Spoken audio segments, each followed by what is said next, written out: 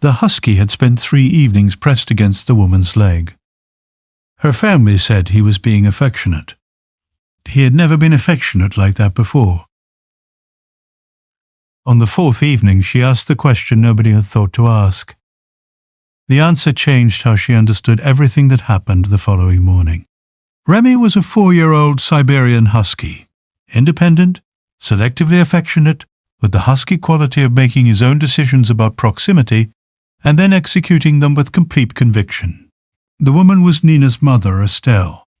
She was 68 years old, visiting for 2 weeks to help with 3-year-old Leo. She had been in the household for 4 days. On the first evening, she sat on the couch after dinner, and Remy came and pressed his left side against her leg. Not lying down, not resting, standing, pressing his full weight against her leg.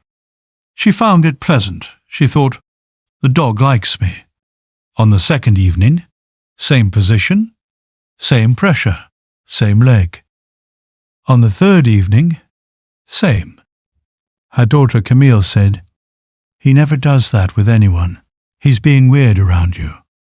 Estelle said, I don't mind. He's warm. On the 4th evening, Estelle asked the question, why do you think he picks this leg? Her left leg, Camille said, does it matter? Estelle said, he has been pressing against the same leg for 4 evenings. That seems specific.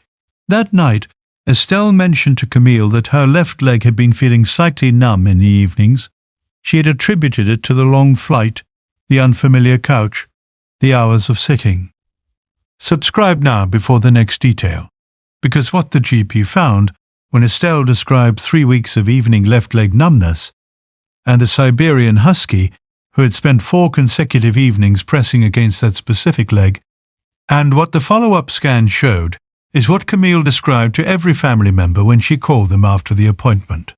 The GP found mild, deep vein thrombosis in the left calf, early stage, discovered before any acute event, likely related to the long-haul flight and prolonged sitting. Standard DVT, treated with anticoagulation therapy, fully resolved. The vascular specialist who reviewed the case said, the left calf is where the clot was located. The pressure of the dog pressing against the leg would have changed the blood flow slightly in that area. Not therapeutic by itself, but it may have produced a localized sensation or change that the dog detected repeatedly over 4 evenings.